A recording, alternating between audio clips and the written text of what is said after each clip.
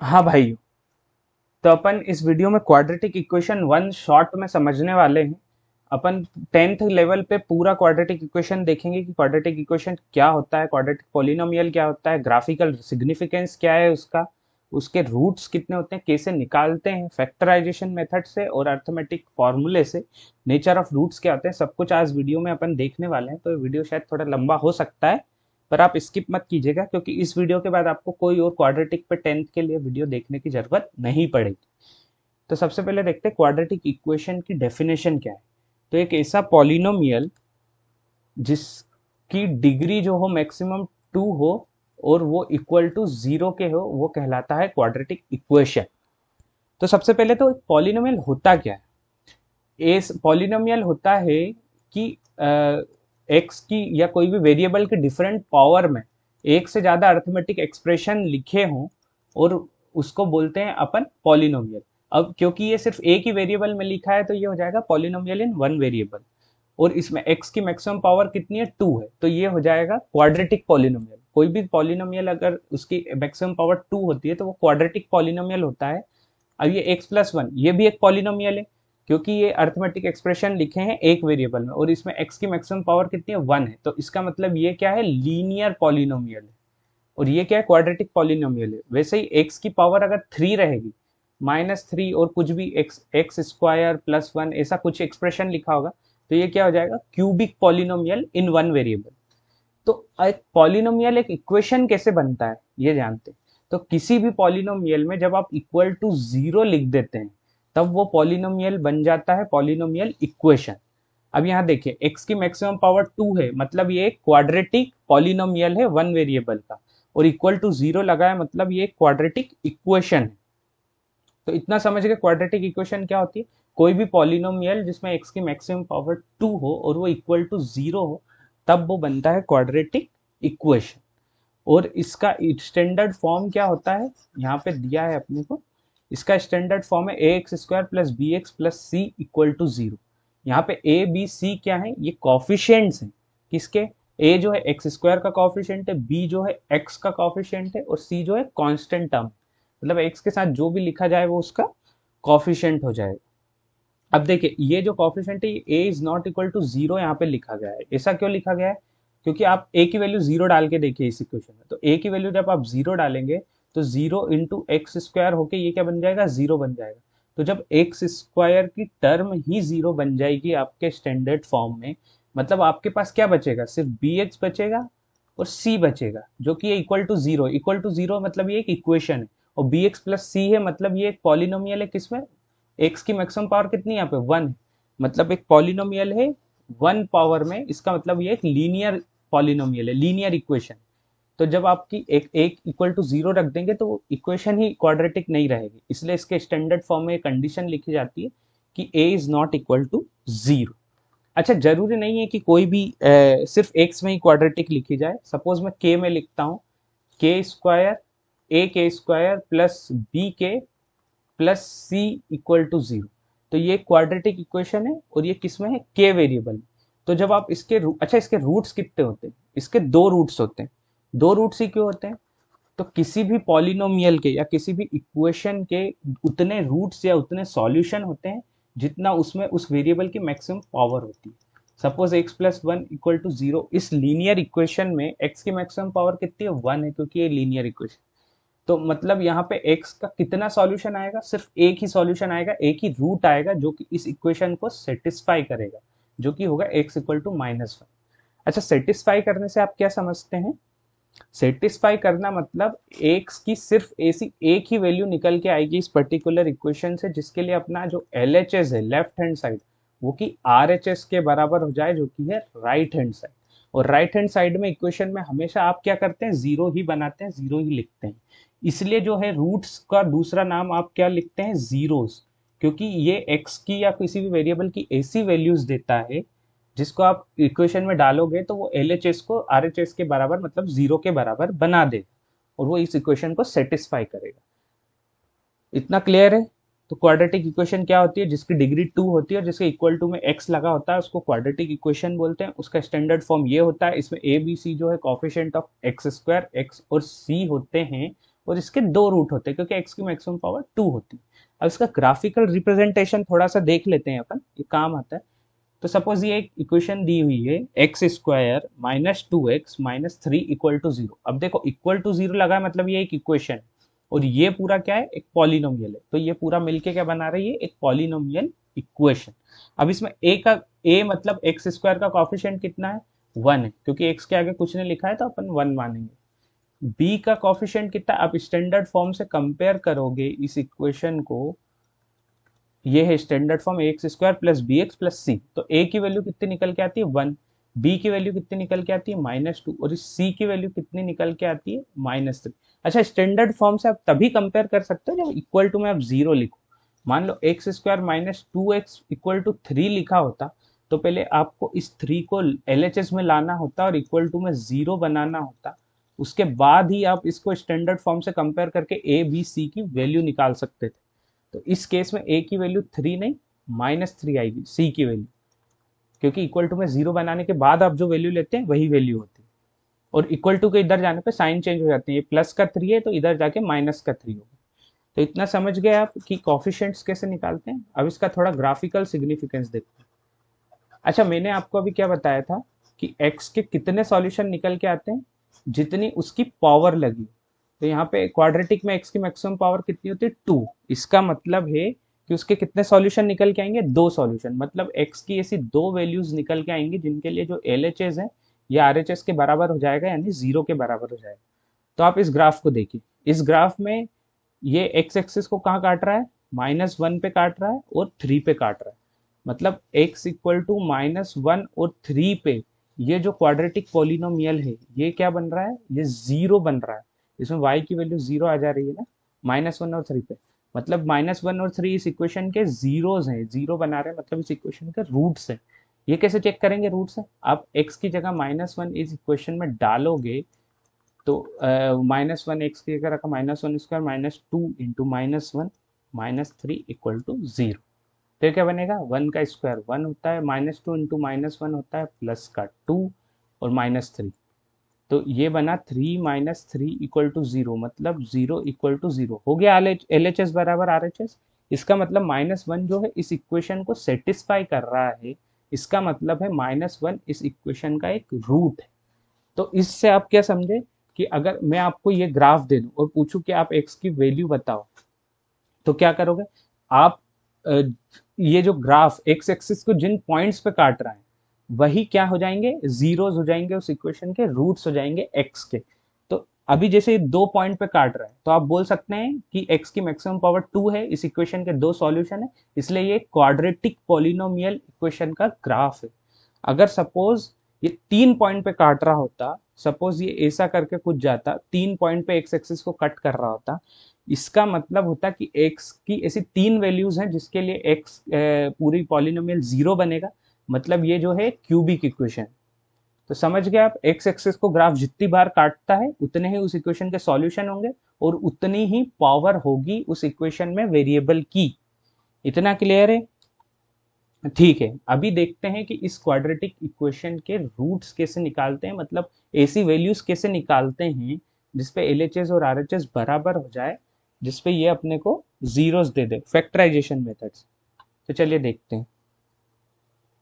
तो सबसे पहले तो इसको क्लियर कर देते हैं अपन। अच्छा, सबसे पहले तो उसके पहले ये चेक करते हैं अपन कि ये एक क्वेश्चन दिया गया है x+1 का whole square equal to 2x - 3।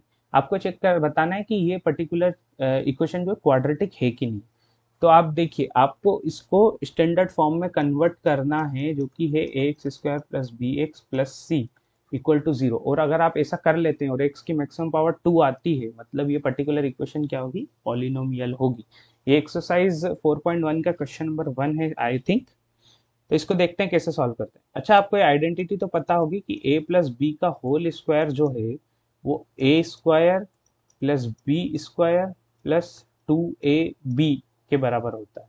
मतलब यहाँ पे इस पर्टिकुलर उसमें अपने पास a की वैल्यू क्या है, a जो है x के बराबर है, b जो है 1 के बराबर है। अच्छा, ये a और b, वो ये a और b c अलग अलग है, ये कॉफिशिएंट है x² x और c इसके इस इक्वेशन में, और ये a और b जस्ट जनरल टर्म है फॉर्मूला डिफाइन करने के लिए। तो यहाँ से x को ए और बी को 1 माने तो x प्लस 1 का होल स्क्वायर खुल के क्या बनेगा, ए स्क्वायर मतलब एक्स स्क्वायर, बी स्क्वायर मतलब 1 का स्क्वायर और प्लस 2ab मतलब 2 इंटू एक्स इंटू 1। तो ये क्या बनेगा, x square plus 1 plus 2x। तो x प्लस 1 का होल स्क्वायर ए से खुलेगा। बच्चे क्या करते हैं, बच्चे इसको एक्स स्क्वायर प्लस 1 का स्क्वायर करके खोल देते हैं, जो कि गलत है। ये ए से खुलता है। तो आपके पास एलएचएस में क्या आ गया, x square plus 1 plus 2x और इक्वल टू में आपके पास क्या है, अच्छा यहाँ 2 है और यहाँ x माइनस 3 है, तो आपके पास डिस्ट्रीब्यूटिव प्रॉपर्टी लग जाएगी, जो कि होती है ए इंटू बी माइनस या प्लस सी इक्वल टू क्या होती है, A B plus minus A c. जो बाहर वाली टर्म है वो अंदर वाले दोनों एक्सप्रेशन से मल्टीप्लाई होती है। तो ये आपका बनेगा 2x, 2 इंटू एक्स होके और माइनस है बीच में तो माइनस लगा दीजिए और 2 इंटू थ्री होके बनेगा 6। अब इसको फर्दर सिंप्लीफाई कर लेते हैं अपन। अब क्या करना है, आपको इक्वल टू में जीरो बनाना है वो फॉर्म लाने के लिए, स्टैंडर्ड फॉर्म। तो आप क्या कीजिए, सारी टर्म को जो है लेफ्ट हैंड साइड ले जाइए। तो x square plus 1 plus 2x, अब ये 2x उधर जाके क्या बनेगा, माइनस का 2x, क्योंकि इक्वल टू के इधर उधर करने पे माइनस का साइन हो जाता है प्लस, प्लस का साइन हो जाता है माइनस, मल्टीप्लाई का साइन हो जाता है डिवाइड और डिवाइड हो जाता है मल्टीप्लाई। प्लस माइनस और डिवाइड मल्टीप्लाई आपस में एक्सचेंज हो जाते हैं। तो ये इधर प्लस का 2x है, उधर जाके क्या बनेगा माइनस का 2x, ये इधर माइनस का 6 है, उधर जाके क्या बनेगा प्लस का 6 और इक्वल टू में अब क्या बचेगा, ये दोनों टर्म जाने के बाद जीरो। अब ये अपना इक्वेशन में राइट हैंड साइड पे जीरो आ गया, मतलब अपन ने आधा सिंप्लीफाई कर लिया। अब देखो एक्स स्क्वायर का दूसरा कोई टर्म दिख रहा है यहाँ पे, नहीं दिख रहा है, तो एक्स स्क्वायर को एक्स स्क्वायर लिखेंगे। सेम पावर आपस में प्लस माइनस हो सकती है, तो एक्स स्क्वायर की दूसरी कोई पावर नहीं है तो यहाँ एक्स स्क्वायर का एक्स स्क्वायर लिख दिया। अब देखो 2x का एक एक्सप्रेशन ये, एक एक्सप्रेशन ये, प्लस 2x और माइनस 2x, तो ये आपस में कैंसिल हो जाएंगे, तो यहाँ पे x की कोई टर्म नहीं बचेगी। अब यहाँ पे 1 है नंबर और यहाँ 6 1 है प्लस का, तो प्लस 1 प्लस 6 हो जाएंगे प्लस 7 इक्वल टू 0। अच्छा अब ये क्वाड्रेटिक इक्वेशन है कि नहीं, क्या कंडीशन होती है क्वाड्रेटिक इक्वेशन की, कि x की मैक्सिमम पावर जो है 2 हो और इक्वल टू में 0 लगा तो वो क्वाड्रेटिक इक्वेशन होती। तो ये बिल्कुल एक क्वाड्रेटिक इक्वेशन है जिसमें कि a जो है कॉफिशिएंट ऑफ एक्स स्क्वायर कितना है 1 है, कॉफिशिएंट ऑफ b यानी x कितना है 0 है, क्योंकि x की तो कोई टर्म है ही नहीं इसमें, और कॉफिशिएंट ऑफ कांस्टेंट टर्म जो है इस इक्वेशन में वो कितनी है प्लस का 7, क्योंकि सारा स्टैंडर्ड फॉर्म में अपन ने कन्वर्ट कर दिया। तो इस तरीके से जो है क्वाड्रेटिक इक्वेशन चेक की जाती है कुछ फॉर्मूलों की मदद से, और उसको सिंप्लीफाई करके आरएचएस में जीरो बना के राइट हैंड साइड में। तो समझ गए। अब अपन देखते हैं कि इन क्वाड्रेटिक इक्वेशन के रूट्स कैसे निकालते हैं फैक्टराइजेशन मेथड्स। तो यहाँ पे ध्यान दीजिएगा, पहला क्वेश्चन उठाते हैं, x square minus 3x minus 10 equal to 0। अब इस इक्वेशन को स्टैंडर्ड फॉर्म से कंपेयर करके आपको पता है कि a की वैल्यू क्या है 1 है, b की वैल्यू क्या है माइनस 3 है और c की वैल्यू क्या है माइनस 10 है अपने पास। तो देखिए सबसे पहले आपको क्या करना है, इसको ध्यान दीजिएगा, आपको निकालना है a into c. a into c कितना है, ये है 1 इंटू सी की वैल्यू कितनी है -10, तो ये कितना है a इंटू सी -10 के बराबर। और अब आपको निकालना है ए से दो नंबर। अब देखिए वो बी कितना दिया है -3, तो अब आपको इस इक्वेशन में इस बी की जगह ए से दो नंबर लेने हैं। सपोज मैं लेता हूं एम और एन, तो ए से दो नंबर लेने हैं एम और एन, जिनका सम करने पे आपको कितना मिले, आपको बी मिले, और जिनका मल्टीप्लाई करने पे आपको क्या मिले, जिनका मल्टीप्लीकेशन आपको क्या दे ए इंटू सी। तो आपको ए से दो नंबर चाहिए जिनका सम करने पे आपको मिले एम प्लस एन, और जिनका मल्टीप्लाई करने पे आपको मिले एम इंटू ए इंटू सी। तो ए बी की वैल्यू कितनी है -3 है, तो एम प्लस एम, आपको इस -3 को ए से दो नंबर में बांटना है जिनका मल्टीप्लीकेशन आपको ए इंटू सी मिले, जो कि है -10 के बराबर। तो कैसे बांटेंगे, तो देखिए सिंपल से ट्रिक है। सबसे पहले आप इस -10 का फैक्टर निकालें। -10 के कितने फैक्टर होते हैं, 1 इंटू 10, 10 होता है, माइनस लगा दीजिए तो माइनस का 10 होता है।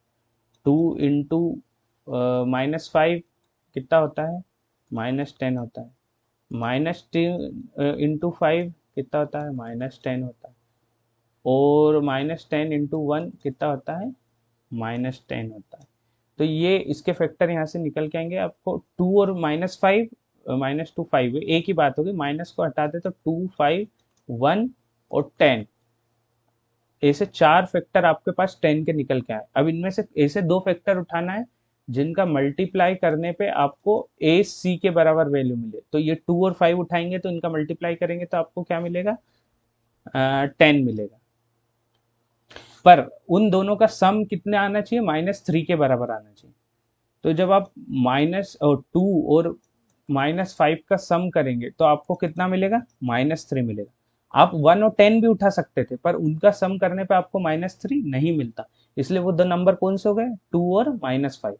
तो चलिए आप एक्स स्क्वायर को कैसा लिख सकते हैं, 2 - 5 इक्वल टू कितना होगा, -3। तो आप एक्स स्क्वायर -3x को कैसा लिखेंगे, प्लस का 2x और माइनस का 5x। अब यहाँ -3 है तो x से दोनों साइड मल्टीप्लाई कर दीजिए, ये x से किया तो ये क्या बना, 2x और -5x। तो -3x को आपने कैसा लिख दिया, 2x - 5x। तो एक्स स्क्वायर -2x -5x और -10 वैसा का वैसा ही लिख दीजिए, इक्वल टू में 0 लगाना बहुत जरूरी है। अब देखिए आपने एक -3 को ए से दो नंबर में तोड़ दिया है जिनका मल्टीप्लाई करने पे आपको -10 मिल रहा है, यानी ए सी के बराबर मिल रहा है, और जिनका सम करने पे आपको बी के बराबर की वैल्यू मिल रही है जो कि -3।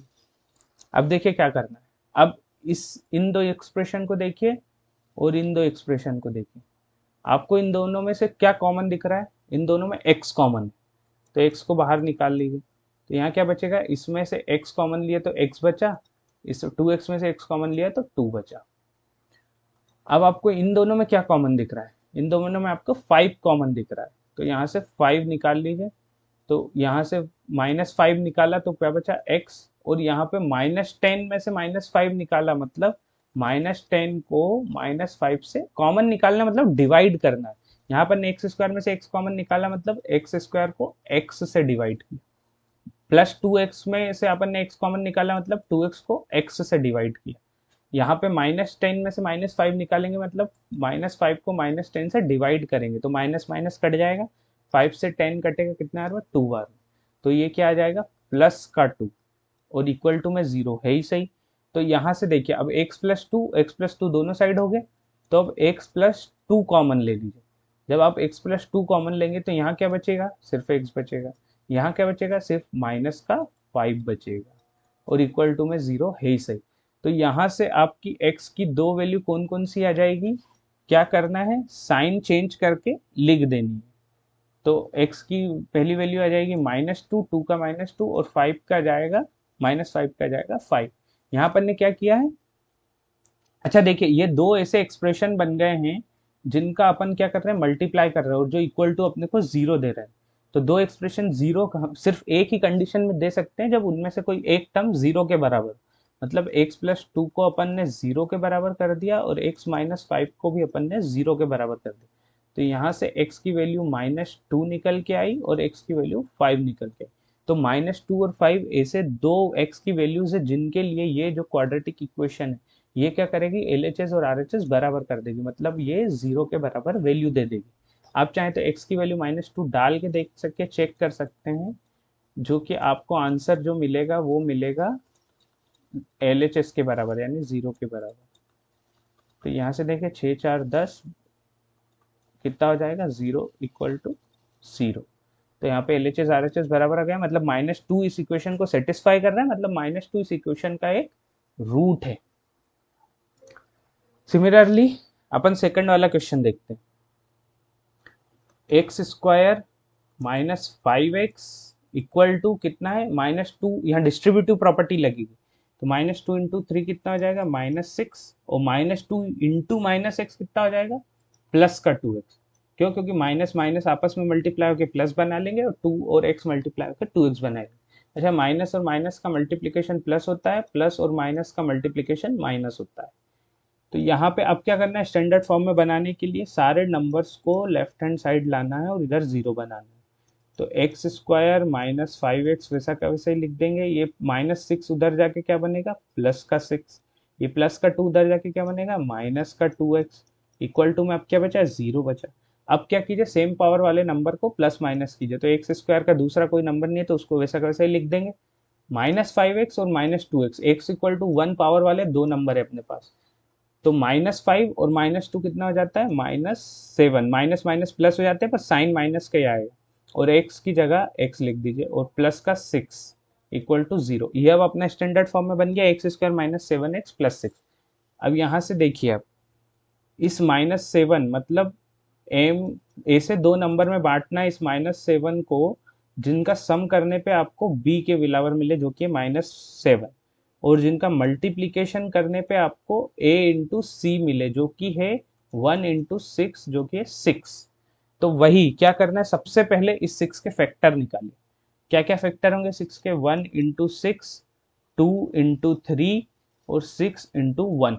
सिर्फ 3 फैक्टर हुए, 1 2 3 और खुद 6। अब इनमें से ए से दो फैक्टर उठाइए जिनका सम करने पे आपको -7 मिले और मल्टीप्लाई करने पे आपको 6 मिले।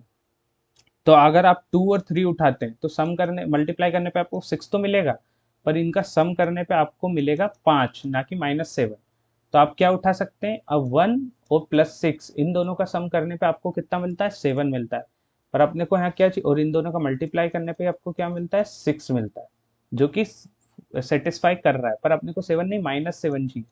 तो अपन क्या करेंगे, -1 को -6 से वो करेंगे प्लस, तो क्या मिलेगा, -7। अब -7 एक्स है तो एक्स को दोनों जगह मल्टीप्लाई कर देंगे, तो -7x को आप क्या लिख सकते हैं, -x, एक्स अंदर मल्टीप्लाई हुआ, और -6x। तो -7x को आप ए से दो उसमें तोड़ सकते हैं। तो चलिए, अब एक्स स्क्वायर -7x को क्या लिखूंगा मैं, -x -6x +6 इक्वल टू 0। अब पहले दो एक्सप्रेशन में देखिए क्या कॉमन है, x, तो x बाहर निकालिए। अब एक्स स्क्वायर में से x गया तो कितना अच्छा, x में से x गया तो कितना अच्छा, 1, माइनस का माइनस वैसा कैसे। यहाँ देखिए क्या कॉमन निकल सकता है, 6 माइनस का, तो 6x में से 6 गया तो कितना अच्छा, x। अब यहाँ +6 में से -6 गया, मतलब +6 डिवाइडेड बाई -6 कितना आता है, -1। तो यहाँ लिख देंगे -1 इक्वल टू 0 है ही सही। अब इसमें से क्या कॉमन आ रहा है, -1, तो x-1 और x-6 इक्वल टू 0। अब x-1 x-6 इक्वल टू 0 किया, इसका मतलब x के दो वैल्यू कौन सी आ गई, एक x इक्वल टू 1 और एक x इक्वल टू 6। यहाँ देखिए, यहाँ साइन अपोजिट करके लिख देना है, तो x इक्वल टू 1 और x इक्वल टू 6 ऐसे दो रूट्स आ गए जो इस इक्वेशन को सेटिस्फाई करेंगे, और x की दो वैल्यूज आएंगी। आप चाहे तो पुट करके देख लेना, ये वाला आप कमेंट में बताओ पुट करके कि आ रहा है कि नहीं आ रहा है। ठीक है, तो आप समझ गए फैक्टराइजेशन से कैसे निकालना है। सिंपल, कुछ नहीं करना है, a इंटू सी की वैल्यू निकालनी है, उसके फैक्टर्स निकालने हैं, और उन फैक्टर्स में से एक से दो फैक्टर चुनने हैं जिनका मल्टीप्लाई करने पे ए सी ही आए, जो कि था 6, और जिनका सम करने पे आपको मिले बी के बराबर वैल्यू, जो कि था इस केस में -7, जो कि नहीं मिल रहा था, इसलिए आपने 6 और 1 दिया। तो बस इतना से ही करना, कोई ज़्यादा दिमाग नहीं लगाना, फैक्टर निकालो, दो फैक्टर चूज करो और आगे बढ़ो। समझ गए इतना, ठीक है। अब अपन चलते हैं क्वाड्रेटिक इक्वेशन के रूट निकालना, कौन सी मेथड से, एल्जेब्रिक मेथड से, मतलब फॉर्मूले से रूट निकालना बेसिकली क्वाड्रेटिक इक्वेशन। तो देखिए, आप फैक्टराइजेशन से रूट निकाल लेंगे, बहुत अच्छी बात, पर हमेशा हर केस में फैक्टराइजेशन से रूट निकालना मुश्किल हो जाता है, कभी कभी नहीं नंबर ब्रेक हो पाता है, कभी कभी रूट्स वैसे होते नहीं। तो आपको फॉर्मूला पता होना बहुत जरूरी है, arithmetic formula, algebraic formula roots निकालने का। तो वो फॉर्मूला क्या होता है, यहाँ लिखा है, -b जो कि x का कॉफिशिएंट है, प्लस माइनस √b² - 4ac, जो कि a और c एक्स स्क्वायर और कांस्टेंट टर्म, और डिवाइडेड बाय 2 है। तो एक बार प्लस और माइनस दोनों क्यों लगा है, इसका मतलब है कि आपका एक रूट जो होगा, एक x की वैल्यू, वो क्या होगा, -b प्लस √b² - 4ac, पूरे पे रूट है, और डिवाइडेड बाय 2a। और आपका एक रूट जो होगा वो होगा -b, माइनस यहाँ प्लस की जगह पे माइनस कर देंगे, √b² - 4ac divided by 2a। तो ये दो रूट आएंगे आपके ऐसे, इसलिए यहाँ प्लस माइनस दोनों लगा हुआ।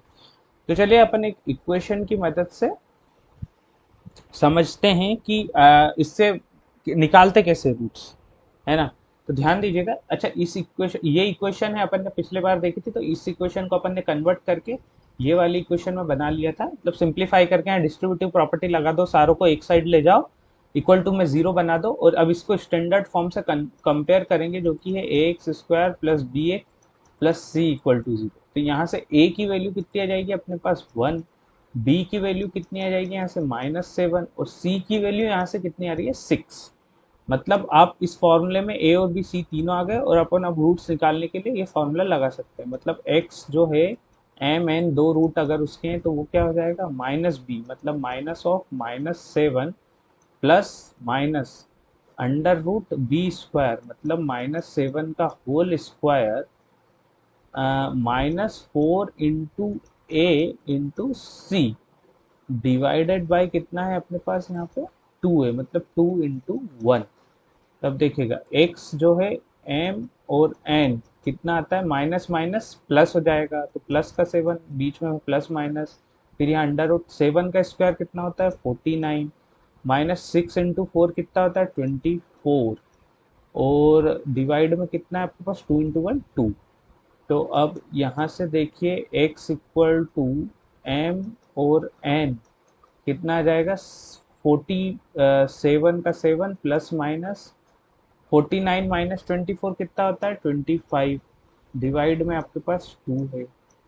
अब यहाँ पे देखिए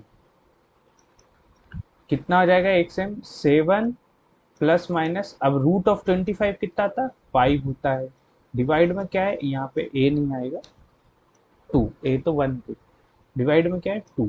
तब यहाँ पे देखिए आपके पास m कितना आ जाएगा, m आ जाएगा 7 प्लस 5 बाय 2, और आपके पास n कितना निकल के आएगा, मतलब जो कि दूसरा रूट है 7 माइनस 5 बाय 2। तो m की वैल्यू यहाँ से कितनी आ गई 7 5 12 बाई 2 6, और n की वैल्यू कितनी आ गई 7 माइनस 5 2 बाई 2 कितनी आ गई 1। तो दो रूट आपके पास इस इक्वेशन के कौन कौन से निकल के आ गए हैं 6 और 1, समझ गए। तो ये फॉर्मूले की मदद से आपने दो रूट्स निकाल ली। अब देखिए होता क्या है, अब इस केस में तो आपको रूट मिल गया 25 का रूट आपको पता है, अब इसकी जगह मान लो 26 भी होता, तो अब आप 26 का मान लो इसकी जगह आप 26 रखें, तो आप 26 का रूट तो आप ऐसे डायरेक्ट निकाल नहीं सकते। तो उस केस में दो रूट क्या आ जाते हैं, रूट के फॉर्म में लिख देते 7 प्लस अंडर रूट 26 बाई 2 और 7 माइनस अंडर रूट 26 बाई 2। तो इस केस में क्या हो जाता है अपने पास इरेशनल रूट्स आ जाते हैं। ये रूट्स क्या है इरेशनल है, ठीक है। तो रूट्स तो फिर भी होंगे पर ये इरेशनल होंगे। तो आप इस टाइप के रूट्स में आप वो करके नहीं निकाल सकते, क्या बोलते हैं फैक्टराइज करके, इस टाइप में निकाल सकते हैं। ठीक है, इतना क्लियर हो गया। तो इसके दो रूट आए 6 और 1। देखिए तो अब एक और चीज मैं आपको बताता हूँ, 6 और 1 दो रूट आए, तो आप 6 प्लस 1 करिए कितना आता है 7, और आप 6 इंटू 1 करिए कितना आता है 6, मतलब प्रोडक्ट ऑफ रूट्स कितना है, ओ सॉरी ये तो सम है, सम ऑफ रूट्स कितना आया आपके पास 7, और प्रोडक्ट ऑफ रूट्स कितना आया, दो रूट का प्रोडक्ट करके 6। तो अब देखिए ये सिक्वेशन देखिए, इसमें आप माइनस बी बाई ए निकालिए, बी कितना है माइनस का माइनस बी -7, ए कितना है 1, तो ये कितना हो गया माइनस माइनस +7, और सी बाई ए निकालिए, तो सी बाई ए, सी कितना दिया है 6, ए कितना है 1, तो ये कितना हुआ 6।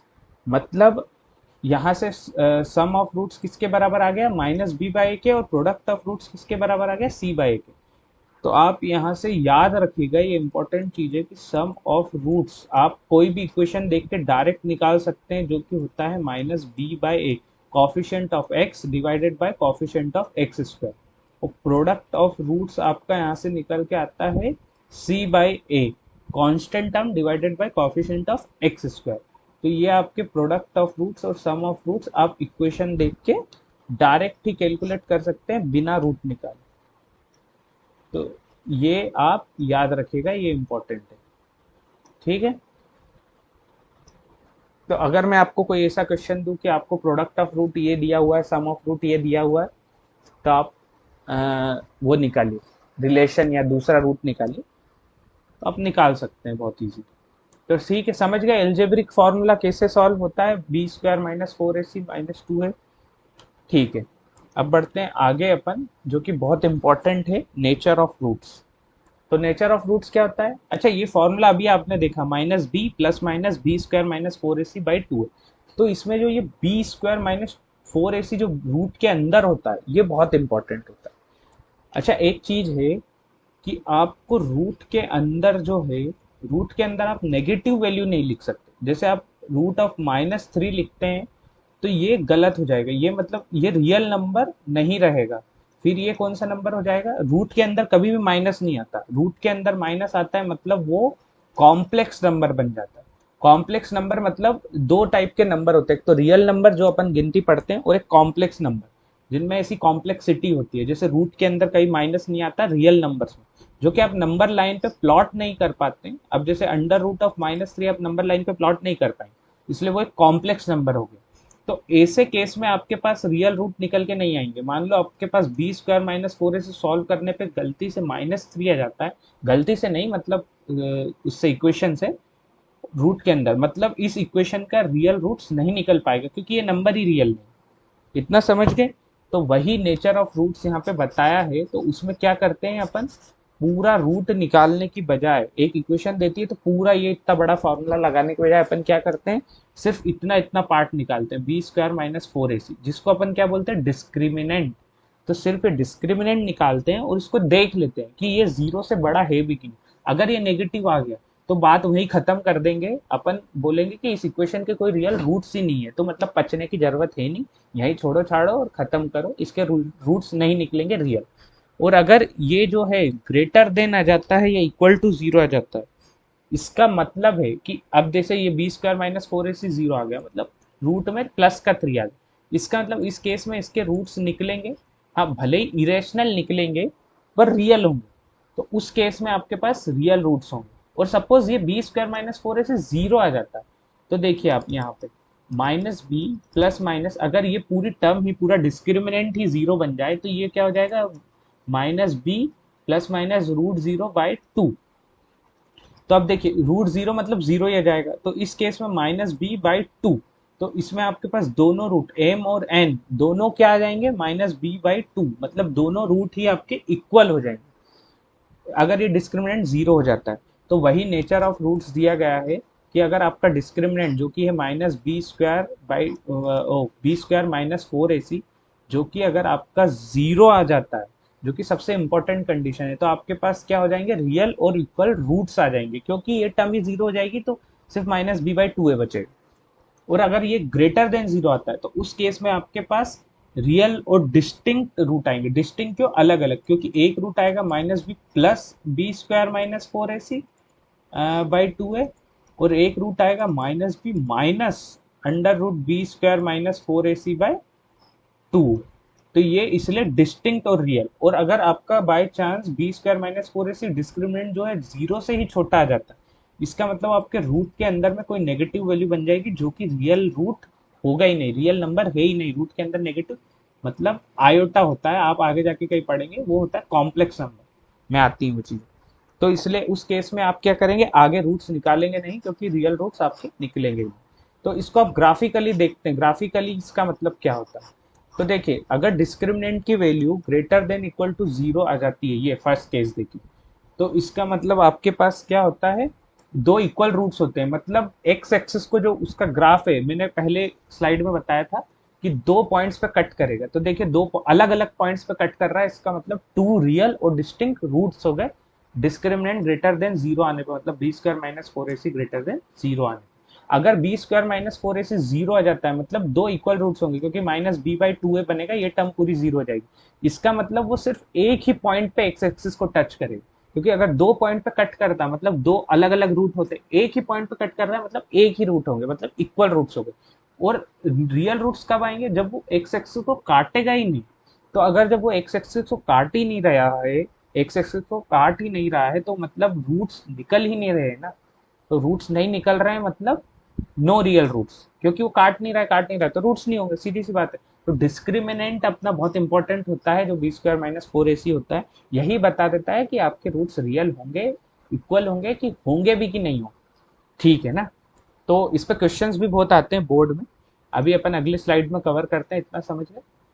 तो आपको इस वाले पर्टिकुलर क्वेश्चन में नेचर ऑफ रूट बताना है, तो इसको ट्राई करते हैं। तो नेचर ऑफ रूट क्या होता है, B square minus four a c जो है आपका डिस्क्रिमिनेंट होता है, ये नेचर ऑफ रूट्स का फॉर्मूला। डिस्क्रिमिनेंट इसकी वैल्यू पर डिपेंड करता है। तो सबसे पहले इसको स्टैंडर्ड फॉर्म से कंपेयर करके ए की वैल्यू टू, बी की वैल्यू माइनस थ्री और सी की वैल्यू जो है प्लस का फाइव, ये आ गई। अब बी की जगह B square minus four a c, तो बी की जगह पे डाला बी स्क्वायर माइनस फोर, ए की जगह पे डाला इंटू टू ए, सी की जगह पे डाला इंटू फाइव। माइनस थ्री का स्क्वायर कितना हो जाएगा, नाइन हो जाएगा। अच्छा, थ्री का स्क्वायर माइनस थ्री का स्क्वायर नाइन ही होगा, कोई फर्क नहीं पड़ता। क्यों? क्योंकि स्क्वायर करना मतलब थ्री का स्क्वायर मतलब थ्री इंटू थ्री करना, और माइनस थ्री का स्क्वायर करना मतलब minus three into minus three करना। तो इस केस में भी थ्री से थ्री मल्टीप्लाई होकर नाइन बनेगा, और माइनस से माइनस मल्टीप्लाई होकर प्लस बनेगा, जो कि मैंने आपको प्रीवियस स्लाइड्स में बताया है। तो माइनस थ्री और थ्री दोनों का स्क्वायर हमेशा पॉजिटिव ही होगा, किसी भी नंबर का, मतलब प्लस हो या माइनस।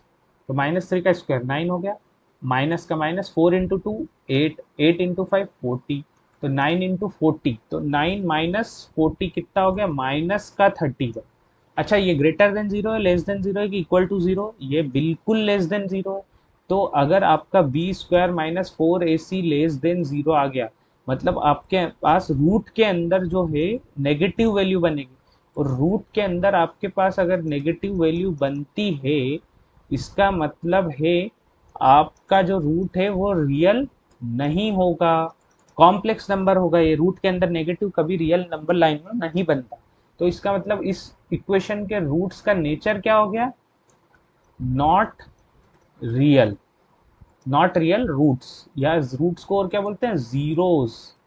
याद रखना, बोर्ड में जीरोस के नाम पे भी आ जाता है। तो इस इक्वेशन के कोई रियल रूट्स नहीं होंगे, समझ गए। अब देखिए, अब अगला क्वेश्चन करते हैं, बहुत ही फेमस क्वेश्चन है, 2023 के बोर्ड में आया था। तो इसमें क्या करना है, इसमें आपको ऑलरेडी गिवन है कि इस पर्टिकुलर इक्वेशन के दो इक्वल रूट्स हैं। तो आपको ये जो के वेरिएबल है इसकी वैल्यू निकालनी। अच्छा, ये जो क्वाड्रेटिक इक्वेशन, पहली बात तो देखो कि है भी कि नहीं है, और है भी तो कौन से वेरिएबल में, ये एक्स वेरिएबल है ना। और के जो है कांस्टेंट कोई रियल नंबर है जिसकी आपको वैल्यू निकालनी है, गिवन कि ये इस इक्वेशन के इक्वल रूट्स है। तो सबसे पहले डिस्क्रिमिनेंट क्या होता है, B square minus four a c, जो कि रियल रूट्स के केस में, इक्वल रूट्स के केस में किसके बराबर हो जाता है, जीरो के बराबर। मतलब आपके पास ये कंडीशन क्वेश्चन में गिवन है। अब सबसे पहले इसको आप स्टैंडर्ड फॉर्म में कन्वर्ट करो, क्या होगा, यहाँ डिस्ट्रीब्यूटिव प्रॉपर्टी लग जाएगी। मतलब के एक्स जो है एक्स से मल्टीप्लाई होगा, और माइनस के एक्स जो है टू से मल्टीप्लाई होगा, और प्लस का सिक्स तो है ही सही, और इक्वल टू जीरो, जो कि बहुत इंपॉर्टेंट। तो के एक्स इंटू एक्स स्क्वायर मतलब के एक्स स्क्वायर बनेगा। अच्छा, एक्स इंटू एक्स क्या हो जाता है, एक्स स्क्वायर हो जाता है, और एक्स प्लस एक्स कितना हो जाता है, टू एक्स होता है ना। तो पावर पावर से आप कंफ्यूज मत हो जाना, मल्टीप्लाई में अलग अलग पावर भी, जैसे एक्स स्क्वायर में एक्स मल्टीप्लाई करूँ तो वो एक्स क्यूब बन जाएगा, पर एक्स स्क्वायर में मैं एक्स जोड़ू तो वो नहीं जुड़ेगा, वो ऐसा का ऐसा ही रहेगा, क्योंकि पावर ऐड नहीं होती, सब्सट्रैक्ट नहीं होती, डिफरेंट पावर्स बट मल्टीप्लाई हो सकती। तो यहाँ पे के एक्स स्क्वायर बना, माइनस टू के एक्स बना, और plus six equal to zero बना। अब देखिए, यहाँ पे आपको ए की वैल्यू क्या आई, के आई, एक्स स्क्वायर का कॉफिशिएंट क्या है, के। बी की वैल्यू क्या आई, माइनस टू के आई। क्यों? क्योंकि एक्स के अलावा क्या क्या लिखा हुआ है यहाँ पे, माइनस टू और के। तो एक्स के अलावा जो भी लिखा हुआ है, उस वेरिएबल, जिस वेरिएबल में इक्वेशन है, उसके अलावा अगर कुछ भी लिखा होता है तो वो क्या होता है, उसका कांस्टेंट होता है, कॉफिशिएंट सॉरी। और सी जो है कांस्टेंट है, जो कि क्या है, सिक्स है। तो यहाँ से आपको एबीसी की वैल्यू आ गई। अब डिस्क्रिमिनेंट में पुट कर दीजिए, तो बी की जगह माइनस टू के का होल स्क्वायर माइनस फोर, ए की जगह पे के, सी की जगह पे सिक्स। तो ये हो गया माइनस टू का स्क्वायर कितना हो गया, फोर, के का हो गया के स्क्वायर, ये हो गया सिक्स इंटू फोर, 24 माइनस का, और के की जगह पे, ये क्या है, इक्वल टू जीरो है। क्यों है इक्वल टू जीरो? क्योंकि क्वेश्चन में गिवन है कि ये इक्वेशन के दो इक्वल रूट्स हैं। दो इक्वल रूट्स है मतलब डिस्क्रिमिनेंट जो है जीरो के बराबर होगा। डिस्क्रिमिनेंट क्या है, minus b square minus four a c, sorry b square minus four a c. तो अपन ने क्या किया, बी स्क्वायर माइनस 4ac निकाला और उसको जीरो के बराबर कर दिया। तो उसको जीरो के बराबर करने पे आपको फाइनली ये मिला। अब अच्छा ये बताओ, ये क्वाड्रेटिक इक्वेशन है या नहीं? इक्वल टू जीरो लगा है मतलब इक्वेशन तो है ही। और वेरिएबल की मैक्सिमम पावर क्या है, 2 है, मतलब ये एक क्वाड्रेटिक पॉलिनोमियल इक्वेशन है।